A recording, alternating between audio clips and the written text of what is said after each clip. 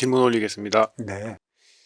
사회생활을 하다 보면 제가 느끼는 것인지 제 개인적인 느낌인지는 모르겠지만 사회라는 데는 이제 견제를 해서인지 모르지만 키우는 것이 아니라 뭔가 받을까 말까 평가의 자리인 것 같습니다. 이 사회라는 것이 바른 가르침보다는 그냥 이렇게 평가로서 되는 것이 제가 바른 시각인지 아니면 제 자신의 모순이 아직까지 있어서 그런 것인지 좀 판단이 잘 서지 않아서 질문 올립니다. 예, 제대로 봤습니다. 사회는 행의 현장이라고 얘기를 했고요. 가정은 에너지 충전소라고 했어요. 나의 업을 어디서 세우느냐 하면 행의 현장 사회에서 나의 업을 세우는 것입니다. 내가 나의 소임을 대해 내 앞에 온 인연과 하나 되어 살아가면 해가 뜰 때 출근을 해서 해가 중천에 뜨면 가장 활발히 움직이고 해가 질물어리면 하루의 일과가 져요. 그리고 하루의 일과가 지면 에너지가 소멸된지라 에너지 충전소 가정으로 퇴근을 하는 것이죠. 에너지 충전소 가정에서 에너지가 충전이 됐으면 나의 업을 또 재차 사하기 위해 행위 현장 사회로 나가는 것입니다. 여기다 잘 들어야 가정은 운용의 주체라는 것이고 사회는 활동의 주체라는 것이에요. 다시 말해 밤의 제왕으로 자리한 달은 운용의 주체인 것이고 날의 활동의 폭으로 자리한 태양은 활동의 주체라는 것이에요. 그러면 천, 음의 기운은 운용의 주체인 것이고 지, 양의 기운은 활동의 주체라 이렇게 음양관계가 돌고 돌기 때문에 우리는 하나의 차원으로서 일련의 삶을 살아갈 수 있어요.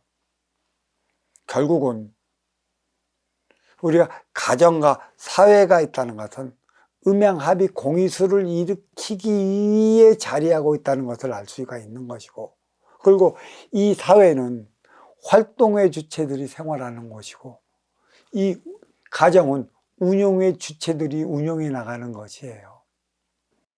가정은 가정대로 해야 할 일이 있는 것이고 사회는 사회대로 해야 할 일이 있는 것인데 문제는 이 사회는 양의 기운과 양의 기운이 만나 살아가는 곳이에요. 근데 양의 기운도 더 가진 자는 운용의 주체이고 덜 가진 자는 활동의 주체라 결국 이 사회는 양의 기운이기 때문에 이기의 기운과 이기의 기운이 만나 서로 자기 것을 성취하기 위해 살아가는 곳이에요. 그러면 어떻게 음양합의 공의수, 화합의 차원을 이루어 나갈 수 있을까? 그것을 한번 잘 생각해 봐야 되는데 이 사회라는 것은 더 가진 자와 덜 가진 자들이 만나서 살아가는 곳이에요. 아까도 얘기했지만 인구의 절벽의 시대를 맞이했다는 것은 지금은 빈익빈 부익부 시대가 확실히 드러났습니다.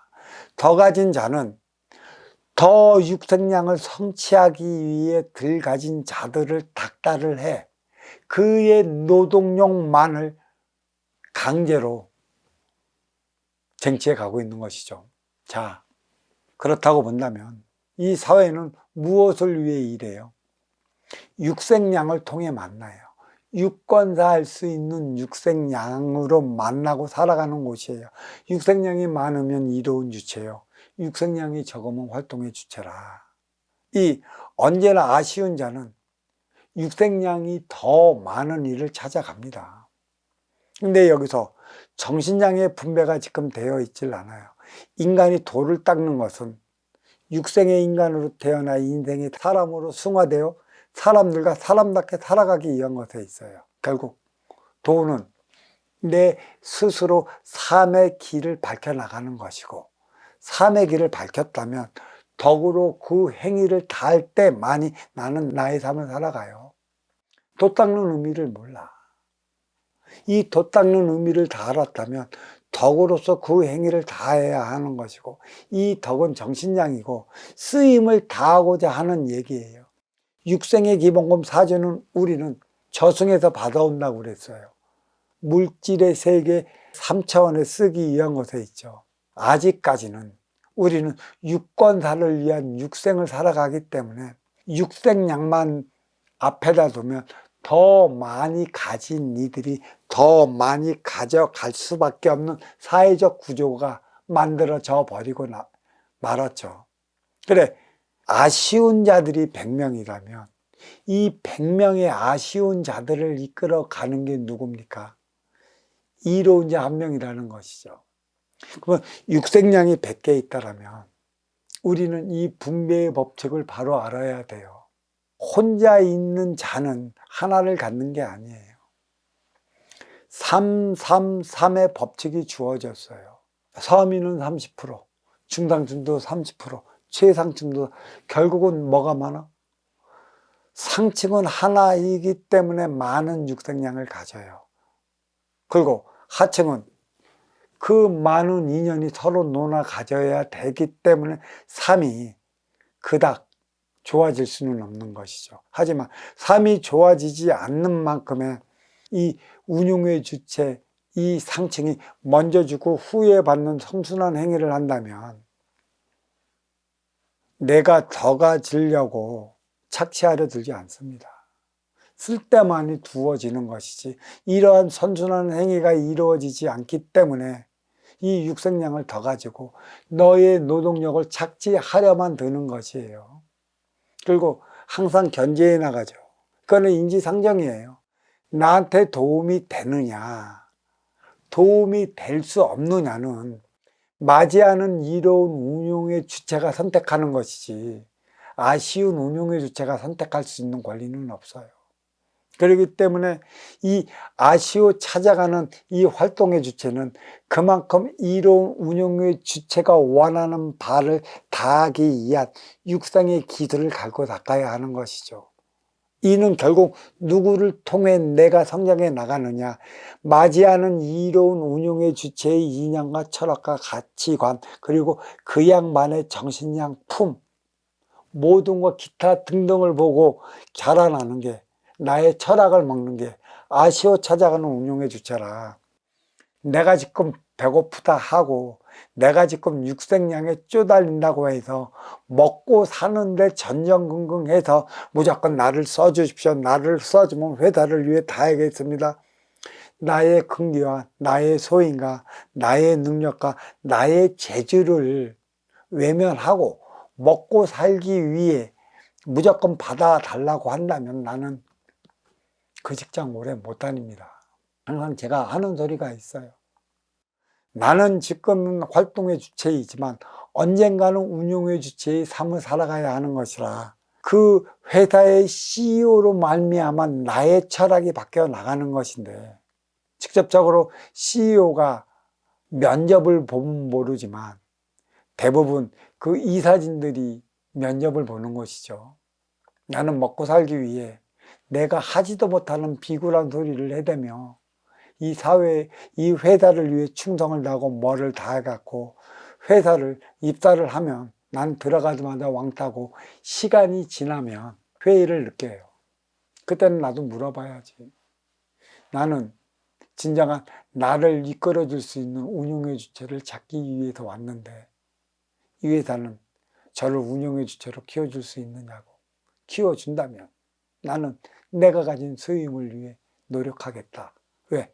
노력하는 만큼의 철학을 배워가는 것이니까. 그래서 저는 항상 얘기를 하잖아요. 면접도 같이 보는 것이라고 얘기를 했어요.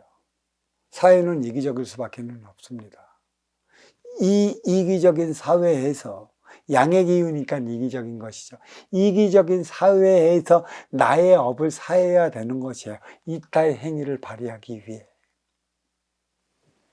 내가 아쉬운 자로서 살아갈 적에는 나의 업을 못 삽니다. 이로운 자로서 삶을 살아갈 때만이 나의 업을 사하게 되어 있어요. 근기마다 주어지는 게 성공의 간판이고 명함이고 핸드폰 번호라. 이때만이 나의 업을 사할 수 있는 것이지 내가 나의 자리에 오르기까지는 철저히 이기적으로 살아가야 돼요.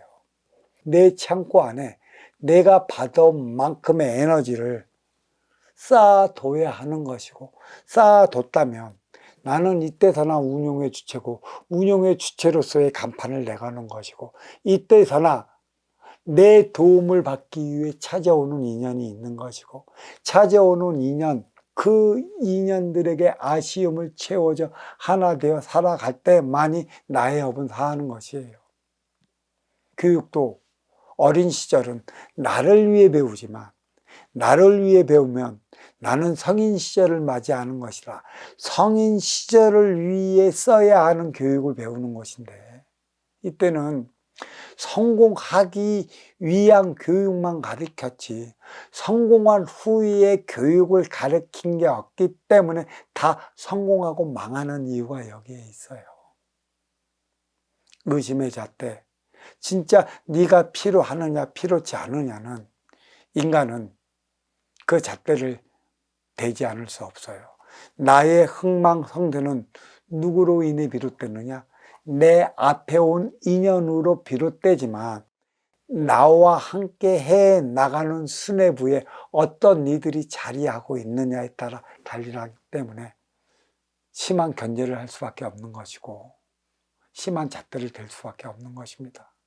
그에 따라 나는 나의 실력을 갖춰줘야 하는 것이고요.